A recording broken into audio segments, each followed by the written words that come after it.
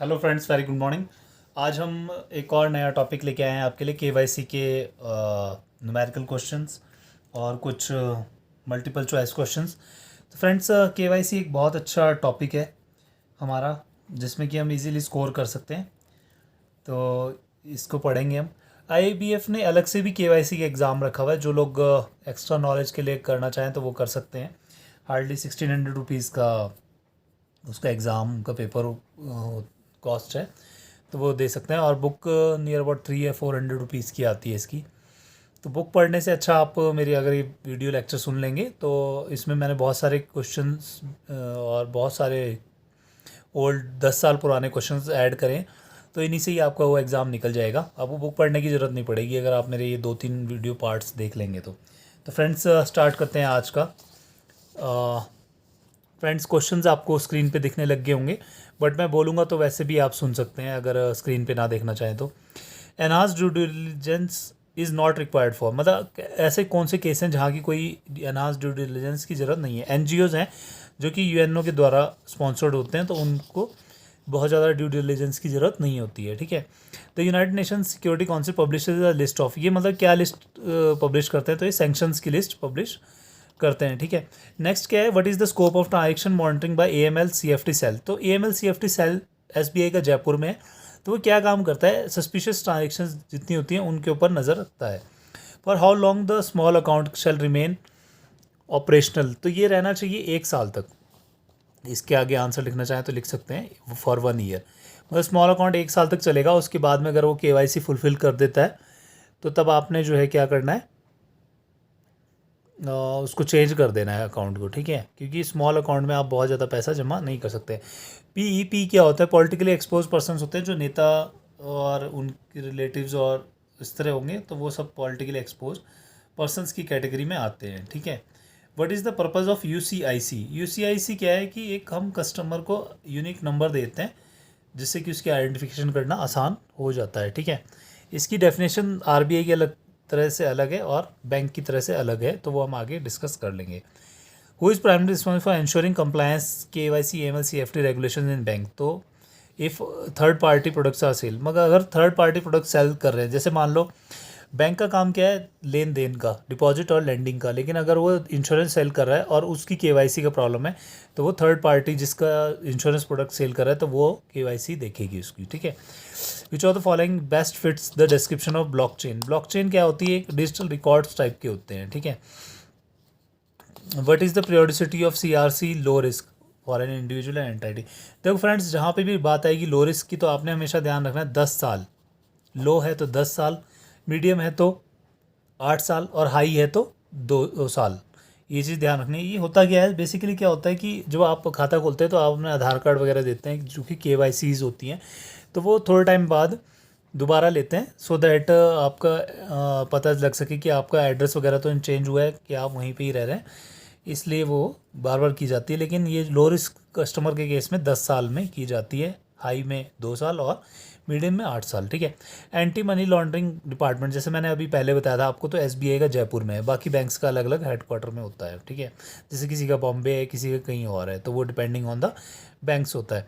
तो money laundering में steps कौन से, तो प्लेसमेंट, लेयरिंग और लास्ट क्या है, इंटीग्रेशन है। प्लेसमेंट मतलब पहले पैसे को ठिकाने लगाएंगे, फिर उसके ऊपर और ज़्यादा ट्रांजेक्शन करके लेयर्स कर देंगे ताकि वो ट्रांजेक्शन छिप सके, और फिर इंटीग्रेशन मतलब जहाँ उसको पहुँचाना होता है तो वहाँ पे पहुँचा देते हैं। ठीक है। ऐसी कौन सी ऑब्लिगेशन है जो कि पीएमएलए एक्ट के अंडर नहीं है, तो वो है कि नो अकाउंट इज ओपन, मतलब कोई खाता खोल रहे हैं तो वो इस ऑब्लिगेशन के अंडर नहीं आएंगी। ठीक है। नेक्स्ट देखिए, principal officer of AML CFT structure में कौन होता है, जीएम एएमएल सीएफटी। ये मैंने आपको एसबीआई के अकॉर्डिंग बताया। जो लोग प्रमोशनल एग्जाम दे रहे हैं तो वो ध्यान रखें, इस तरह के क्वेश्चंस भी कई बार आ जाते हैं। What is offence of money laundering. Money laundering क्या है कि इलीगल मनी को लीगल करना। मैलिशियस या harmful software to steal transaction data is called as, उसको क्या बोलते हैं, मालवेयर बोल देते हैं। Fill in the blanks with correct option as per PMLA guideline. Cash transaction more than, देखो 10 लाख रुपए से ज़्यादा की जो ट्रांजेक्शन होगी तो वो आपको क्या करना है, CTR बोलते हैं उसको, कैश ट्रांजेक्शन रिपोर्ट। वो कहाँ सबमिट करनी होती है, आपको FIUIND के पास सबमिट करनी होती है। ठीक है। Mister x is a non account holder has approached your branch for international remittances. तो आप क्या करेंगे, CIP मतलब कस्टमर आइडेंटिफिकेशन प्रोसेस करेंगे, उससे KYC वगैरह लेंगे ताकि ये पता लग सके कि ये बंदा कौन है और कौन ये रेमिटेंसेस कर रहे हैं, ठीक है। कल की डेट में ये ना हो कि कोई टेररिस्ट आपके बैंक्स को यूज़ करके और कोई ट्रांजेक्शन कर जाए।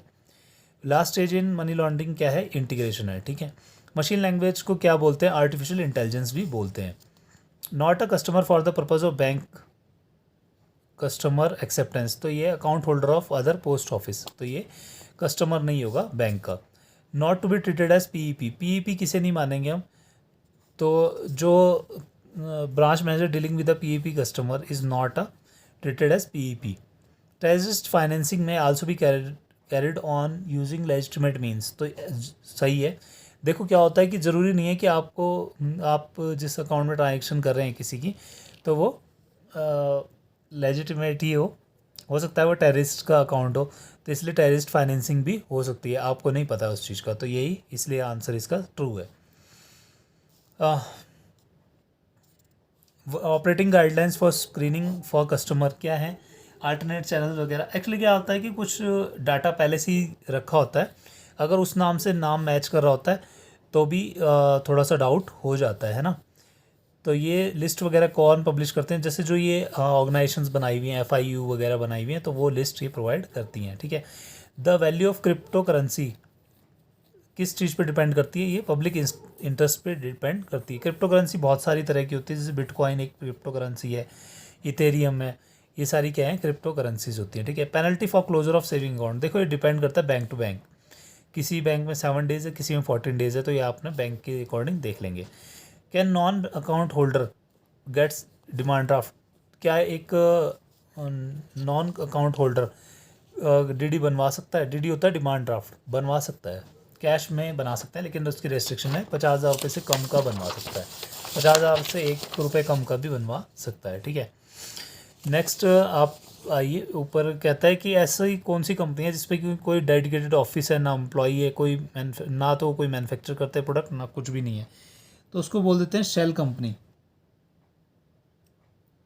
ऐसी कंपनी को बोलते हैं शेल कंपनी, जो कि जिसका ना तो कोई एम्प्लॉई होता है, ना कोई ऑर्गेनाइजेशन, कुछ भी नहीं होती है, ठीक है, वो सिर्फ कागज़ों में होती है दिखावे के लिए, ठीक है। 27वां क्वेश्चन पढ़ेंगे तो इसमें कुछ ट्रांजेक्शन करता है और एम्प्लॉय को डाउट होता है, तो ये किस तरह की ट्रांजेक्शन हो जाएगी, BA बिजनेस एसोसिएट टाइप की STR हो जाएगी, ठीक है।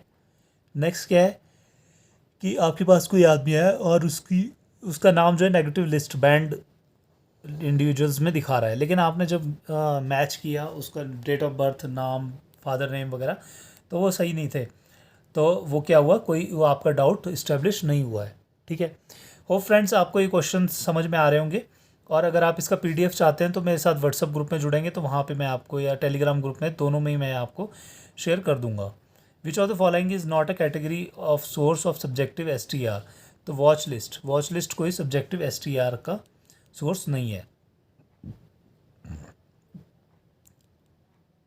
नेक्स्ट क्वेश्चन देखेंगे, इसमें आपको क्या है कि कोई NEFT वगैरह करवा रहा है, तो इन्फॉर्मेशन वगैरह क्या हो रही है, not a category of source of system generated STR, तो ये क्या है, BA इन्फॉर्मेशन रिसीव फ्रॉम हो गया, ठीक है। नेक्स्ट देखें, not a category of source of subjective STR, ये रिपीट हो गया क्वेश्चन, वॉच लिस्ट से नहीं होता, ठीक है।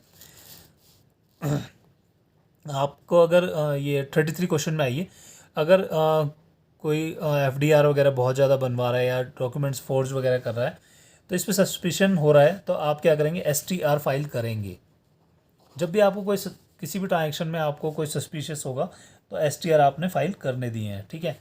और STR का सोर्स मीडिया रिपोर्ट्स कभी भी नहीं होंगे, ठीक है। अगर मीडिया में आ गया कि इस आदमी ये करोड़पति हो गया, ये ऐसा है, तो उसके ऊपर आप कोई STR फाइल नहीं करेंगे, ठीक है। नेक्स्ट क्या कहते हैं, not correct regarding beneficial owner of a legal entity. देखो फ्रेंड्स, बेनिफिशियल ओनर कौन होता है, जो कि जिसके पास 15% से ज़्यादा का ओनरशिप होती है, तो ऐसा जो नॉन इंडिविजुअल होगा तो वो बेनिफिशियल ओनर नहीं होगा, ठीक है। नेक्स्ट क्या है, टिपिंग ऑफ ये होता है कि मान लो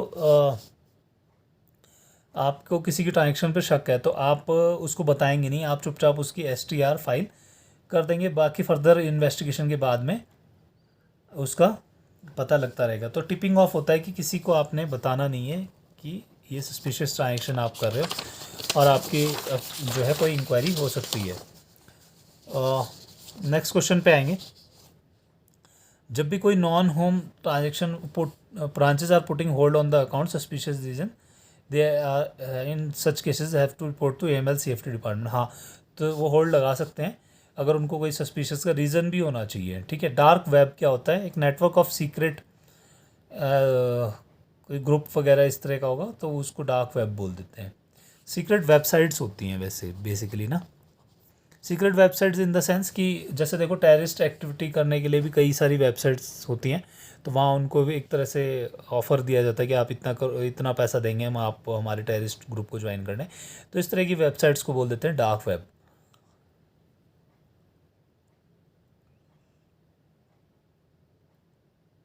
नेक्स्ट है what is defined by banks customer acceptance policy which is an key element of KYC ML CFT policy of the bank.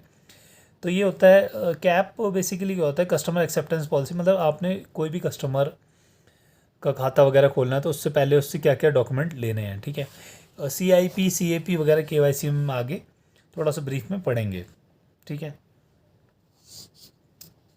Next देखिए टैक्स हेवन्स क्या होता है? टैक्स हेवन ऐसी जगह होती है जहाँ की इनकम टैक्स वगैरह पे छूट होती है। जैसे कि स्विस बैंक में खाता खोलते हैं तो वहाँ पे क्या होता है? कोई टैक्स वगैरह देना नहीं पड़ता है, तो इसलिए बहुत बड़े बड़े लोग जो होते हैं करोड़ों में जिनके पास पैसा होता है तो स्विस बैंक में खाता खोल लेते हैं। ठीक है। नेक्स्ट क्या है? Layering process in money laundering क्या होती है? तो इलिसिट प्रोसीड्स को छुपाने के लिए बार बार जो ट्रांजेक्शन करके उसको दबाया दिया जाता है अपनी एक्चुअल ट्रांजेक्शन हो, तो उसको लेयरिंग बोलते हैं। ठीक है। जैसे मान लो एक टेररिस्ट का खाता है, उसमें वो क्या कर रहा है? 50,000 50,000 50,000 रोज़ ऐसे जमा करता जा रहा है ताकि जैसे ही जब 1 करोड़ हो तो मैं दूसरे खाते में जो एक्चुअल टेररिस्ट का खाता है जहाँ उसने भेजना है तो वहाँ भेज सके। तो इसमें वो क्या कर रहा है? बार बार छोटी छोटी अमाउंट जमा करता जा रहा है ताकि कोई मॉनिटरिंग ना हो पाए। ठीक है। नेक्स्ट देखिए क्या है कि major risk of non compliance of KYC। इससे क्या हो सकता है? कंप्लायंस और लीगल रिस्क हो सकता है, रेपुटेशन रिस्क भी हो सकता है। ठीक है। शेल कंपनी क्या होती है? देखो फ्रेंड्स, शेल कंपनी ऐसी होती है जिसका कोई वजूद नहीं होता है। ठीक है। हवा में जो कंपनी हो, जिस ना एम्प्लॉई हो ना कुछ भी ना हो। नेक्स्ट क्या? Conditions for small account. Small account की कंडीशंस ये होती है कि उसको 1 साल के अंदर जो है KYC डॉक्यूमेंट्स प्रॉपर देने होते हैं और उसमें वो कोई बड़ी ट्रांजेक्शन नहीं कर सकता है। प्रेडिकेट ऑफेंस क्या होता है? फ्रेंड्स ये वाला क्वेश्चन कई बार आया है। प्रेडिकेट ऑफेंस क्या होता है? पहले कोई भी बड़ा क्राइम करने से पहले छोटा क्राइम करते हैं, उससे पैसा जो आता है उससे फिर बड़ा क्राइम करते हैं। एक फॉर एग्जांपल देखिए, किडनैपिंग करी, उससे पैसा आया, उससे फिर क्या करा? टेररिस्ट फाइनेंसिंग करी और फिर कहीं पे जो है बॉम्ब वगैरह ब्लास्ट कर दिया। किसी कस्टमर की category high risk medium risk ये सब जो है ये रीजनेबल ग्राउंड्स पे होते हैं। जैसे कि जो काम कर रहा है बंदा, कहाँ रहता है, वो सब चीज़ें, उन सब ग्राउंड्स पे जो है इसको कैटेगराइज किया जाता है। ठीक है। अब RBI ने अलाउ कर दिया है वीडियो KYC करने के लिए। ठीक है। कैसीनो को रिपोर्टिंग करनी ज़रूरी है क्योंकि देखो कैसीनो में जो भी काम होता है वो हार्ड कैश में होता है और बहुत बड़ी अमाउंट में होता है, तो इसलिए FATF गाइडलाइंस के अकॉर्डिंग कैसीनो में जो है रिपोर्टिंग करनी ज़रूरी है। Non face to face customer कौन से हैं? जो कि ब्रांच में कभी आए नहीं है या बहुत कम आते हैं और जिनको कि पर्सनली नहीं जानते होते हैं। ठीक है। Can there be a beneficial owner for a customer account? Yes. Beneficial owner मैंने बता दिया कि जिसके पास 15% से ज़्यादा पैसा होगा। LQ क्या होता है? क्वेरी जो कि लेटर से रिसीव होती है। जैसे मान लो आपको ये इस क्वेश्चन में कह रहा है पुलिस स्टेशन से कोई इंक्वायरी आई है किसी कस्टमर की, तो वो सस्पिशन रेज कर रही है तो आप STR फाइल करेंगे तो वो किस तरह की लेटर बेस्ड क्वेरी हो जाएगी। ठीक है। 56 क्वेश्चन पे आएंगे। दो which STRs are send to FIU IND। तो सारी STR आपने जो FIU IND को भेजनी है, उसके बाद में स्क्रूटनाइज होगा, उसके बाद में ये कहाँ जाएंगी? आगे जाएंगी। बेनामी अकाउंट कौन से होते हैं? जिनका कि कोई ना तो देखिए फ़ोटोज़ जो हैं इसीलिए RBI ने मैंडेटरी करा क्योंकि पहले क्या होता था? बेनामी अकाउंट खोल लेते थे फर्जी खाते जिनका कि कोई वजूद नहीं होता था। बेसिकली ये क्या होता है? टेररिस्ट फाइनेंसिंग के लिए यूज़ हो रहे थे। क्या ना correspondent banking relationship involve more than 2 banks? नहीं जी, सिर्फ 2 बैंकों के बीच में जो होगा तो वो कॉरस्पॉन्डेंट बैंकिंग कहलाएगा, या फिर कहीं और बैंक किसी और बैंक से हेल्प ले रहा है किसी और में तो वो कहलाएगी। जैसे नोस्ट्रो अकाउंट, वोस्ट्रो अकाउंट, वो सारे आपके जो हैं कॉरस्पॉन्डेंट बैंकिंग के एग्जांपल हैं। ये एक और क्वेश्चन आ गया, इसमें भी एक लेटर के थ्रू इन्वेस्टिगेशन आई है तो STR आप फाइल जो करेंगे तो वो लेटर बेस्ड करेंगे, ठीक है।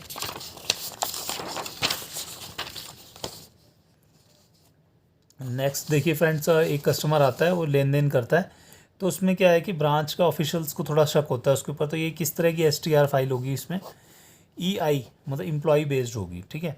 नेक्स्ट क्वेश्चन में आइए,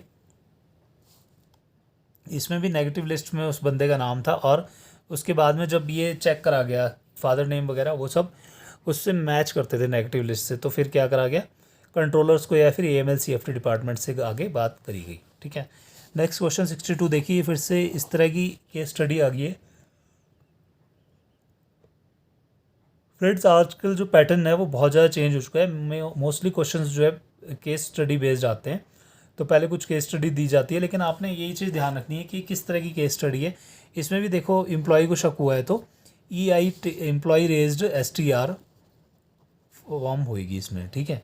नेक्स्ट देखिए क्या कहता है, each business are designated official proper for the implemented के, उसको क्या बोलते हैं, MLRO बोल देते हैं, मनी लॉन्ड्रिंग रिपोर्टिंग ऑफिसर। कई बार इसका फुल फॉर्म भी आ जाता है। FATF को फुल फॉर्म पूछ रहा है तो फाइनेंशियल एक्शन टास्क फोर्स बोलते हैं, ठीक है। नीरव मोदी ने जो PNB में कांड वगैरह करा था, तो उसके बाद RBI ने क्या चीज़ बंद कर दी थी, लेटर ऑफ अंडरटेकिंग बंद कर दिया है, ठीक है। नाबार्ड एक रेगुलेटरी बॉडी, किसको रेगुलेट करती है, ये बैंकिंग सेक्टर को। तो प्लेसमेंट क्या है, बेसिकली क्या होता है कि physical disposal of illegal money और प्रॉपर्टी, इसको क्या बोलते हैं, मनी लॉन्ड्रिंग में प्लेसमेंट बोल देते हैं, ठीक है। 3 स्टेप होते हैं मनी लॉन्ड्रिंग में, प्लेसमेंट, लेयरिंग और इंटीग्रेशन।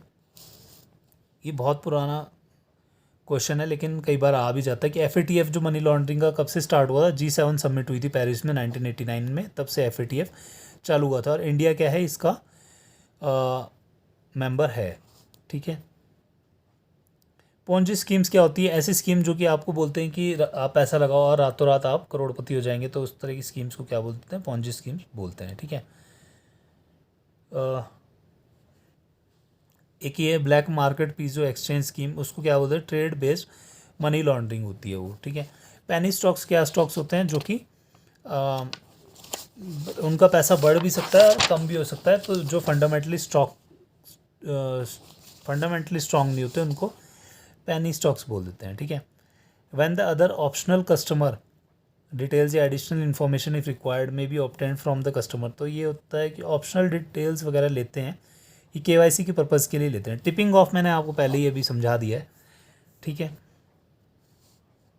STRs 2 तरह की होती हैं, एक तो सिस्टम जनरेटेड होती है और एक कौन सी होती है, सब्जेक्टिव टाइप की होती है।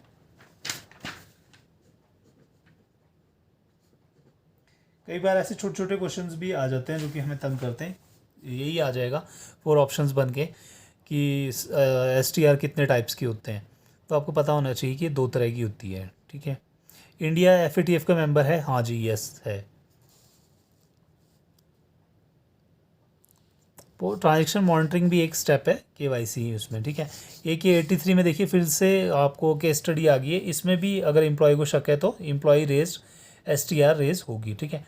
नेक्स्ट क्या है, देखो आपका कोई भी केस स्टडी आता है उसमें अगर ये पूछता है कि ये सिचुएशन है और STR फाइल होगी यानी कि हर एक सिचुएशन में STR फाइल होगी, अगर सस्पिशन है किसी भी डाउट है तो ज़रूर रेज होगी, ठीक है। नेक्स्ट देखिए, कुछ क्वेश्चन हम बीच में छोड़ रहे हैं वो अनइम्पॉर्टेंट है, उनको रहने दीजिएगा। हवाला सिस्टम में मनी ट्रांसफ़र होता है तो वो मनी म्यूल्स के थ्रू होता है, तो सही बात है ये देखिए यहाँ पे मीडियम रिस्क लो रिस्क बोल रहा है, तो मीडियम जहाँ भी नाम लेगा तो 8 साल, लो बोलेगा तो 10 साल। ऑब्जेक्टिव टेररिस्ट फाइनेंसिंग क्या है, आइडियोलॉजिकल है, ठीक है। इंटरपोल क्या है, एक ऐसी ऑर्गेनाइजेशन जो कि क्या करती है, वर्ल्ड वाइड पुलिस कोऑपरेशन और क्राइम कंट्रोल को दोनों को काम करती है। और अगर मान लो आप ये जो FIIND को, ये क्वेश्चन कई बार आया है 97 वाला, कि अगर आप रिपोर्टिंग करनी होती है, रिपोर्टिंग नहीं करेंगे तो क्या होगा, फ़ाइन आपको कितना पड़ेगा, 10,000 रुपये, मैक्सिमम आपको पड़ेगा 1,00,000 रुपये एक इंस्टेंस पर डे के लिए, और अगर दोबारा ऐसी गलती करेंगे तो फिर से उतना ही फ़ाइन पड़ने के चांसेस हैं, ठीक है। नेक्स्ट देखिए, अगर नॉन कंप्लायंस करेंगी KYC से तो आपको क्या होगा, एक तो फ़ाइन होगा और दूसरा आपको रेपुटेशनल रिस्क भी होगा, ठीक है। स्विफ्ट का फुल फॉर्म पूछा गया, society for world wide interbank financial telecommunications होता है।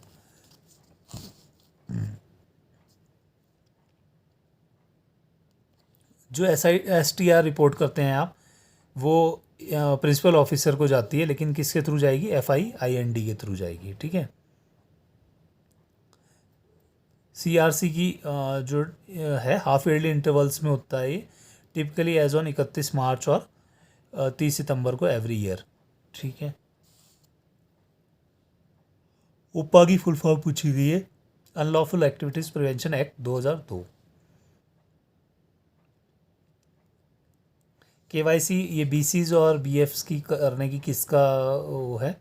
तो वो कौन करेंगे? पेरेंट ब्रांच करेगी, ठीक है। अकाउंट ओपन के बाद में क्या होगा? इसकी कैटेगरी लो या हाई रिस्क करना है तो वो अपने आप लो से हाई कर सकते हैं आप लोग, लेकिन इसको डाउनग्रेड करना आपको नहीं है अलाउड होगा, ठीक है। RBI कितने का आप पे फाइन लगा RBI कितना बोलती है कि प्रीपेड कार्ड्स में PPI, हमने एक ये टॉपिक पहले भी डिस्कस करा है कुछ वीडियोस में, तो उसमें मैक्सिमम जो है 1 लाख रुपए तक आप फीड कर सकते हैं, जिसमें कि KYC कंप्लाइंट होना चाहिए, ठीक है। नेक्स्ट क्या है? FATCA is an act was enacted to target non compliance by US tax payers using foreign accounts. तो ये FATCA एक्ट लेके आया गया था, ठीक है। ये फिर से एक क्वेश्चन आ गया, तो इसमें जो एम्प्लॉय को डाउट है, तो इसमें जो एम्प्लॉय बेस्ड STR होगी, ठीक है। कोविड-19 में जो है फ्रॉड और साइबर क्राइम बढ़े हैं, सही बात है।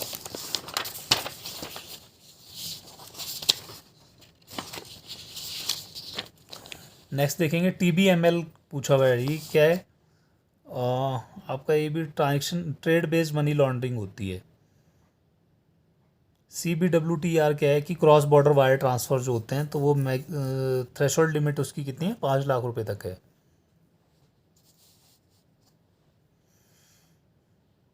मनी म्यूल्स क्या होते हैं? ऐसे लोग जो जिनका कि अकाउंट यूज़ करते हैं टेररिस्ट वगैरह।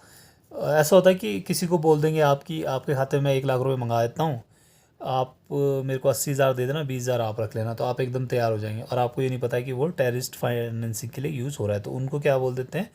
मनी म्यूल्स बोल देते हैं, जिन लोगों का एक खाता यूज़ किया जाता है ऐसी टेररिस्ट एक्टिविटी के लिए। कॉरस्पॉन्डेंट बैंकिंग क्या होते हैं? नॉस्ट्रो वोस्ट्रो, मैंने पहले एग्जांपल आपको बता दिए है, ठीक है। नीरव मोदी का जब भी नाम आएगा तो PNB और लेटर ऑफ अंडरटेकिंग, ये 2 वर्ड्स जरूर आएंगे। कुछ क्वेश्चंस रिपीट हो रहे हैं बार बार, लेकिन चलो ठीक है। क्रिप्टो करेंसी एक इथेरियम जो है ये एक क्रिप्टो करेंसी है। बिटकॉइन भी एक क्या है? क्रिप्टो करेंसी है। मनी म्यूल अभी आपको मैंने बताया है ना।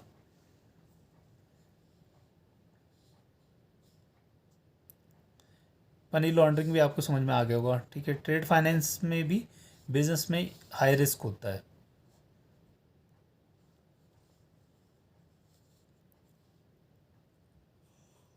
इस पेज में कुछ इंपॉर्टेंट क्वेश्चन इतने हैं नहीं। At what stage transaction monitoring is done? Transaction monitoring में be conducted pre initiative stage पे भी चेक कर सकते हैं। मान लो कोई पैसे जमा करने आया, आपको कोई सस्पेशन हो रहा है कि इतनी लार्ज अमाउंट जमा कर रहा है, तो तब भी हो सकता है। तो इसलिए प्री इनिशिएटिव स्टेज पे भी आप उसको रोक सकते हैं। Not an reporting entity reporting organisation under FATF guidelines. तो ट्रस्ट जो है ऐसी कोई ऑर्गेनाइज मतलब उसमें नहीं आती है रिपोर्टिंग में, ठीक है।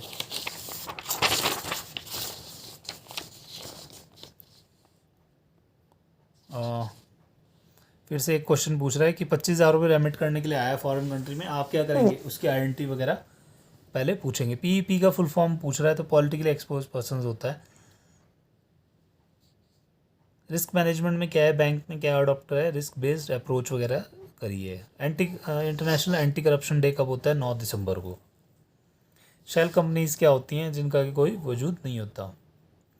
PMLA एक्ट जो है पूरे इंडिया में लगता है, जम्मू एंड कश्मीर भी मिला के, ठीक है।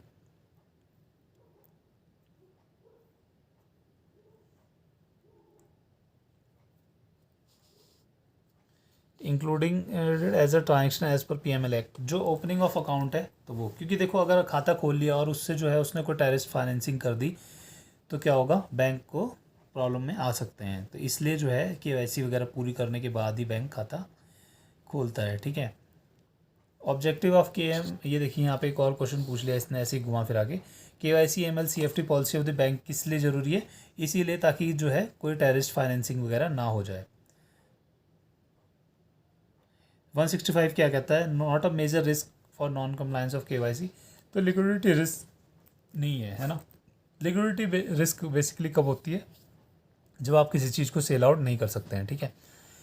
Not a category of source of system generated STR। तो ये क्या होता है, एम्प्लॉय इनिशिएटेड। एम्प्लॉय जो इनिशिएट करेगा वो सिस्टम जनरेटेड नहीं है। STR आपकी दो तरह से होती है जनरेट, एक तो सिस्टम जनरेट करता है और एक आप खुद जनरेट करते हैं ना। स्क्रीनिंग बेसिकली क्या होता है कि मान लो नेम स्क्रीनिंग कह रहा है यहाँ पे। नेम स्क्रीनिंग क्या होता है कि एक पहले लिस्ट होती है बहुत सारी सिस्टम में डली हुई, तो उसमें कोई अगर नाम आपका मैच कर रहा है तो सिस्टम एकदम अलर्ट कर देगा आपको, ठीक है। एक एक क्वेश्चन कई बार पूछ चुके हैं कि KYC डे कब मनाते हैं, 1 अगस्त। कई बार इसी क्वेश्चन को ऐसे भी घुमा के पूछ लेते हैं कि fraud prevention and compliance day कब मनाते हैं, तो वो भी 1 अगस्त ही है। फ्रेंड्स 169 के अराउंड क्वेश्चंस थे, इसमें से आपका कुछ क्वेश्चन रिपीट हुए होंगे, तो मतलब हार्डली हमें जो है 100 क्वेश्चंस बहुत ही अच्छे मिले हैं KYC के रिगार्डिंग इस चैप्टर में। तो होप आपने एंजॉय किया होगा, और काइंडली इस वीडियो को शेयर और लाइक ज़रूर करें। Thank you, have a nice day, bye.